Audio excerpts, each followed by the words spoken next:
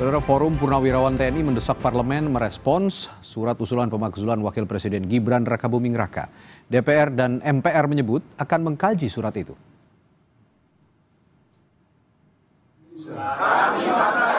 Forum Purnawirawan TNI kecewa sikap DPR yang belum merespon surat usulan untuk memakzulkan Wakil Presiden Gibran Rakabuming Raka. Surat tersebut dikirimkan ke DPR dan MPR pada 2 Juni lalu. Namun hingga 1 bulan tak ada tanggapan. Forum Purnawirawan TNI pun mengancam menduduki komplek MPR DPR jika tak ada respons sama sekali dari parlemen. Kalau sudah kita dekati dengan cara yang sopan, tapi ternyata diabaikan, nggak ada langkah lagi kecuali kita ambil secara paksa.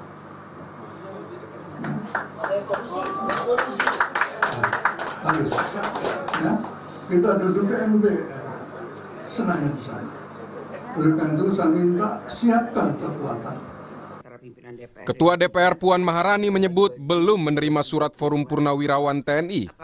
Namun Puan bilang bakal mengecek kembali dan berjanji pimpinan DPR bakal mempertimbangkan langkah yang bisa dilakukan terkait usulan pemakzulan Wapres Gibran. Terkait dengan surat, kita akan cek kembali apakah bisa langkah-langkah apa yang akan dilakukan, dan tentu saja kita akan proses nantinya dengan sebaik-baiknya. Belum ada. Wakil Ketua MPR Edi Suparno menyebut telah menerima surat Forum Purnawirawan terkait usulan pemakzulan Gibran. Namun pimpinan MPR masih menunggu kajian dari Sekretariat Jenderal MPR soal tindak lanjut surat tersebut. Ya, kami juga sudah menerima surat itu. Tentu kita sedang menunggu hasil kajian dari Sekretariat Jenderal MPR tentang tindak lanjut atau permasalahan yang memang menyangkut surat tersebut. Jadi kami sifatnya dalam hal ini menunggu hasil kajian untuk kemudian kita lihat bagaimana kajian yang dilakukan oleh Sekretariat Jenderal MPR. Wakil Ketua Umum Jokowi Mania Andi Azwan mempertanyakan urgensi dari tuntutan pemakzulan Wapres Gibran Rakabuming Raka. Menurutnya, usulan tersebut tak akan diproses DPR. Ya, di mana kesalahannya? Pertanyaan saya. Satu, apakah dia berkhianat pada negara? Apakah dia korupsi? Dan sebagainya. Kan nggak ada itu bukti-bukti yang mengatakan itu. Dan tidak ada putusan pengadilan yang mengatakan itu. Memang semuanya itu tergantung dari elit. Tapi kalau lihat konstelasi politik yang ada sekarang, insya Allah tidak akan. Oke, Bung Refli. Koalisi pendukung pemerintah Prabowo Gibran saat ini merupakan mayoritas di DPR. Hanya satu fraksi di DPR, yaitu PDIP, yang bukan bagian dari pendukung pemerintah. Tim Liputan Kompas TV. DPR belum memproses surat usulan pemakzulan Wakil Presiden Gibran. Lalu mengapa? Kita bahas bersama Ketua Umum Solidaritas Merah Putih Sylvester Matutina dan juga pakar hukum tata negara Bivitri Susanti. Saya ke Bung Sylvester dulu. Selamat malam, Bung Sylvester dan Mbak Bibip. Selamat malam. Baik. Selamat malam, Bang Ladi, Mbak Bivitri. Saya ke Bung Sylvester dulu. Ini kan DPR ini kan lembaga politik.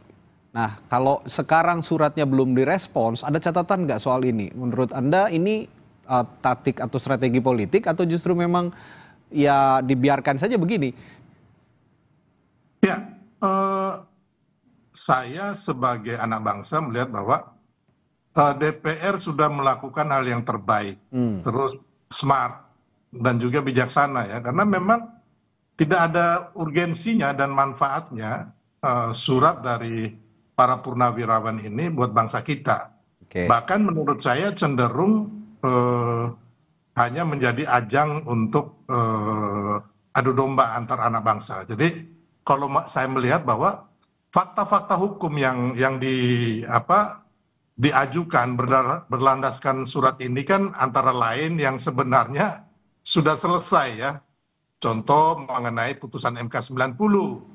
Terus putusan MK mengenai etika itu kan sebenarnya udah selesai semua. Jadi dari awal ya kan waktu pendaftaran itu kan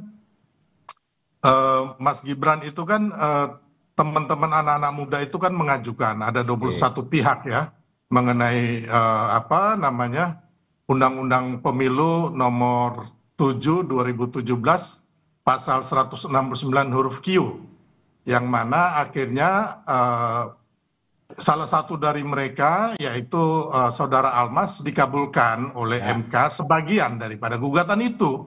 Dan itu kan sudah final and binding. Terus putusan MK juga mengenai etika itu kan akhirnya sudah dianulir dengan putusan petun dari Pak Anwar Usman. Nah, jadi menurut saya harusnya teman-teman ini ya kan, kalau memang nggak mau kemarin itu berkompetisi di Pilpres, harusnya Pilpres kemarin tuh diboykot gitu loh. Ya kan, nggak usah lah teman-teman 01 sama 03 ini ikut, ya kan. Tapi kan ternyata mereka berpikir bisa menang. Bahkan Ibu Mega sama Adiana Pitupulu mengatakan akan sanggup mengalahkan Prabowo Gibran dalam satu putaran. Begitupun pihak tim Anies. Bahkan kalau nggak salah kemarin juga teman-teman membuat film Dirty Vote dan sebagainya.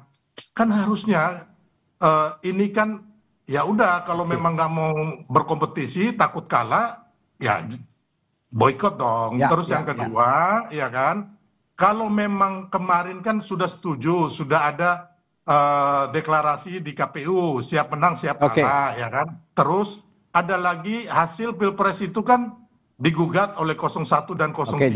Saya nggak tahu teman-teman ini kan di situ ada pengacara-pengacara hebat, ahli tata negara hebat. Artinya kalian kalah kan berarti salah sendiri. Terus yang kedua, bahkan ada satu kali lagi mereka melakukan gugatan di petun, ya kan, agar Prabowo Gibran ini dikalahkan lah, nggak dilantik. Terus ada lagi, tapi yang saya lihat memang teman-teman ini baik ada pengacara sekarang juga yang mensomasi Gibran. Terus para jenderal ini menurut saya nggak kesatria. Karena apa? Mereka sendiri setelah Pilpres, mereka itu menggeruduk KPU. Minta agar Pilpres itu diulang. Karena katanya ada kecurangan. Tapi kan anehnya, gugatan mereka ini kan nggak bisa membuktikan adanya kecurangan itu. Termasuk yang somasi dari para para pengacara ya, yang sekarang Itu mensomasi. perspektif. Jadi intinya saya bilang tadi, dasar-dasar hukum dan fakta-fakta hukum yang diajukan para pensiunan ataupun para pengacara yang mensomasi Mas Gibran ini nggak ada sama sekali gitu loh. Itu perspektif dari Anda ya. Konyol dan membodohi rakyat kita gitu loh. Baik Bung Silverster. Tapi bagaimanapun kan DPR ini lembaga negara begitu. Meskipun ini lembaga politik tapi lembaga negara. Saya juga akan tanyakan juga dari kacamata atau perspektif apakah hukum tata negara begitu, Mbak Bivitri, kalau melihat sikap DPR yang sekarang cenderung mendiamkan begitu ya. Ini sepertinya mendiam, kalau kata Bung Silverster tadi ya smart, biar saja didiamkan karena tidak ada urgensinya. Tapi bagaimanapun kan ini lembaga negara begitu. Apa implikasinya jika ada surat, ini kan surat resmi yang masuk begitu, didiamkan ataupun juga direspons oleh DPR? Apa implikasi hukum tata negaranya kalau menurut Anda? Baik. Jadi kita fokusnya ke hari ini ya. Dengan sedikit klarifikasi tentu saja, saya kira kita jangan menggeneralisasi ini yang mengajukan adalah penawaran TNI. Dirty vote itu nggak ada hubungannya dengan 01 ataupun 03. Kalau masih belum clear silakan dicek lagi. Tapi kita fokus di hari ini dengan mengatakan bahwa DPR itu konteksnya dalam hukum tata negara adalah wakil rakyat. Kalau ada siapapun yang mengajukan surat apapun, terlepas dia mau penawaran TNI kah, atau tukang bakso kah, atau siapa saja, harus direspon. Kalau misalnya DPR merasa bahwa ini nggak cukup kualifikasinya nanti seperti apa, tapi tetap untuk mengambil putusan atau keputusan bahwa hal tersebut tidak layak untuk dilanjutkankah, atau misalnya ada masukan lain dan seterusnya, harus dibicarakan dulu. Yang dipermasalahkan adalah argumennya, sebenarnya itu bukan argumen, lebih kepada alasan dari ketua DPR bilangnya, saya belum terima tuh, kemudian menyalahkannya pada staf administrasi. Itu yang saya kira sebenarnya perlu kita soroti dalam konteks hukum tata negara. Harusnya itu kan hal kecil ya.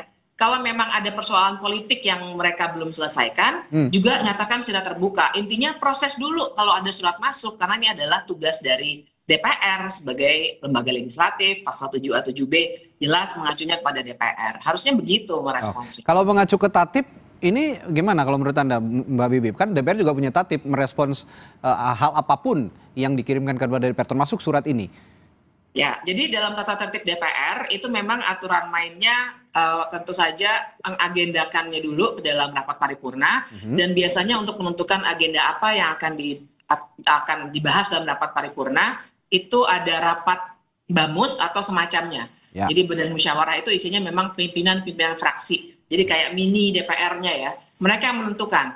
Nah, kalau kita cek apa agenda rapat paripurna yang sudah terjadi, karena mereka memang baru selesai reses kan, itu belum diagendakan sama sekali. Nah, dalihnya adalah suratnya belum ada. Padahal kita semua tahu, saya yakin bahkan Mas Radhi, saya sendiri, dapat tembusannya kan, karena itu surat terbuka. Artinya argumen bahwa saya belum lihat tuh, belum tahu tuh, itu argumen yang juga semacam menghina akal sehat juga gitu. Kenapa sih tidak diselesaikan saja? Sekali lagi, kalau saya dalam posisi normatif dulu untuk melihat aspek hukum tata negaranya. Nah, dalam konteks hukum tata negara, tinggal kalau tidak disetujui ternyata, karena ini memang semua tergantung pada koalisi Kim plusnya Prabowo, dan kelihatannya solid sekali di DPR gitu, jadi memang sulit ditembus. Tapi pun dalam situasi itu bahas dulu, karena memang prosedur di tata tertib DPR seperti itu. Kalau mau ditolak silakan ditolak, tapi bahas dulu, respon dulu. Gitu. Oke, nah ini juga saya ke Bung Silverster kembali. Ini kemarin sampai ada ancaman dari Forum Purnawirawan TNI kalau misalnya tidak direspon juga, saya datangi DPR, kami duduki DPR, kami datangi DPR. Anda ada reaksi soal pernyataan dari Forum Purnawirawan TNI ini, Bung Silverster? Ya, ini kan manusia-manusia konyol ya, yang saya lihat mereka hanya mau egoisnya sendiri gitu loh. Jadi dalam hal ini kalau belum direspon ataupun direspon, apapun mereka akan tetap mendudukin DPR MPR itu kan keinginan mereka. Karena yang saya bilang tadi, mereka pada dasarnya tidak rela ya Prabowo Gibran ini berkuasa. Dalam hal ini mereka memang orang-orang yang kemarin satu, pertama kalah ya, kembali lagi. Yang kedua, memang mereka setelah Pilpres, mereka itu mendemo KPU gitu loh. Ya, terus intinya bahwa apapun nanti yang dilakukan DPR, itu pasti akan disalahkan juga. Termasuk mereka menyalahkan Pak Prabowo, kan lucu. Gitu loh, apa hubungannya Pak Prabowo dengan pemaksulan? Kan Pak Prabowo itu kan lembaga eksekutif gitu loh. Ya, jadi menurut Anda residu-residu kemarin Pilpres gitu ya? Jadi intinya mereka menyalahkan Pak Prabowo kan, ada yang bilang juga kan teman-teman kan, kemarin juga ngomong bahkan kalau Pak Prabowo mau ya tinggal aja dia perintahkan fraksi-fraksi di DPR itu untuk bergerak. Nah ini kan gila gitu loh, bangsa ini dibangun dengan cara-cara yang menurut saya narasi-narasi yang tidak mendidik buat bangsa kita gitu loh. Bung Silverster, organisasi Anda ini kan mendukung pemerintahan Prabowo Gibran tentu saja begitu ya. Nah, tapi saya ingin tanyakan juga bagaimana organisasi Anda ini juga menyeimbangkan dukungan terhadap Presiden Prabowo dengan isu pemakzulan Wapres Gibran ini yang berpotensi justru sepertinya kalau tidak direspons juga akan menciptakan kegaduhan. Ya, kita menerangkan kepada masyarakat bahwa ini sebenarnya suatu hal yang mengada-ada gitu, tidak benar gitu loh orang-orang ini kan. Dan itu yang sekarang ini kita mencerahkan kepada masyarakat gitu loh. Terus kalau kita mau kembali lagi mereka bikin surat, kita bikin surat juga mau ngapain gitu, atau mereka mau menggeruduk DPR MPR, kita juga turun.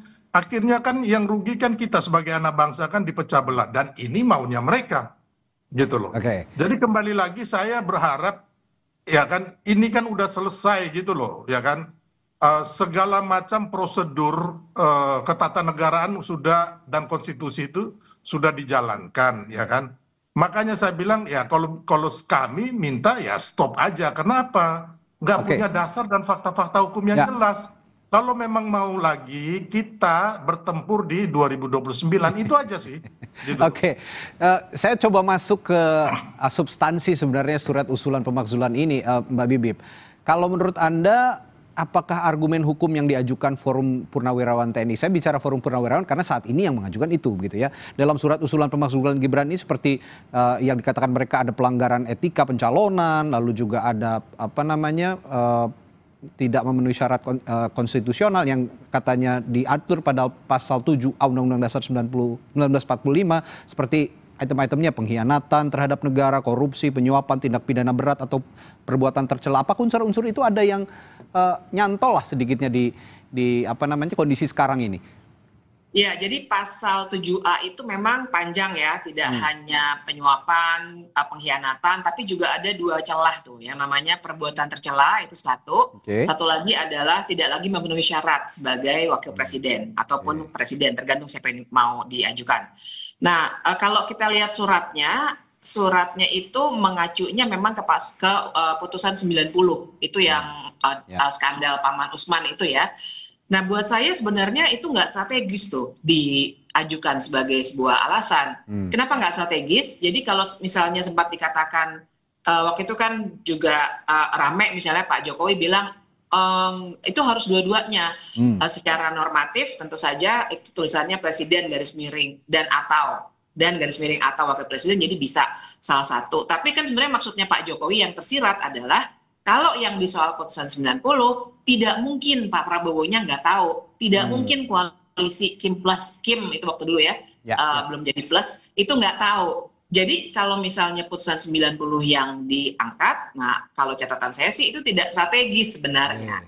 Kalaupun para purnawirawan itu ingin secara serius, atau siapapun yang ingin secara serius menyoal hal-hal tertentu yang kaitannya dengan Gibran, harusnya ya, karena tentu saja saya tidak ada kaitannya dengan purnawirawan dan seterusnya, mereka cari sebuah perkara yang akan terisolasi di Gibran sendiri. Kalau putusan 90 mau tidak mau kita harus katakan seperti itu. Nggak mungkin itu koalisi nggak tahu sampai dengan keluar putusan 90 yang heboh itu. Dan apalagi pasal 7B-nya mencaratkan nanti setelah DPR kan ke MK. Jadi nggak strategis kalau misalnya kita bawa ke MK atau DPR ya yang membawanya ke MK kalau mereka setuju, MK pasti akan bilang putusan 90 ini nggak pernah dikoreksi. Jadi kami juga tidak bisa bilang sudah terjadi pelanggaran, ini adalah perbuatan tercela atau yang lainnya yang mungkin nanti mereka akan kualifikasi. Jadi itu ya, saya kira nggak kuat kalau putusan 90. Tapi dari diskusi malam ini, saya pikir kesimpulannya adalah ya respons saja dulu dari DPR, perihal itu mau ditolak, mau diterima, direspons saja. Karena ada implikasi politik bagaimanapun, karena DPR ini lembaga negara, terkhusus adalah lembaga politik. Begitu kira-kira ya. Baik, terima kasih Bung Silvester dan Mbak Bibip. Boleh saya tambahkan sedikit ya? Ya silakan, singkat saja Bung Silvester. Jadi gini, usulan itu kan menurut teman-teman, menurut Bang Ferry Amsari sendiri pun sangat lemah. Dan tadi Mbak Bivitri juga mengatakan baru mau mencari. Jadi apa yang harus kita perdebatkan itu nggak ada. Mbak Bivitri baru mencari, baru mencari alasan. Karena apa yang mereka katakan tuh ada 4 alasan pelanggaran prinsip hukum dan etika itu udah nggak bisa masuk ya, MK dan sebagainya. Yang kedua fufu-fafa, yang ketiga itu kepatutan. Ini nggak masuk semua gitu loh. Jadi ini konyol. Hanya bikin malu bangsa kita gitu loh. Kalau saya ya mengatakan ini orang-orang yang nggak ngerti hukum, nggak ngerti konstitusi, tapi karena kebencian akhirnya mau mengadu domba kita sebagai anak bangsa. Ya, tapi saya itu. Konteks pembicaraan kita malam ini karena DPR masih diam, kita tuntut DPR untuk bersikap saja dulu begitu. Karena bagaimanapun yang tadi saya bilang lembaga negara, DPR itu adalah lembaga negara yang terkhusus juga berkecimpung di politik begitu. Ini yang harus disikapi supaya juga tidak gaduh dan politik di kita juga bisa kondusif begitu.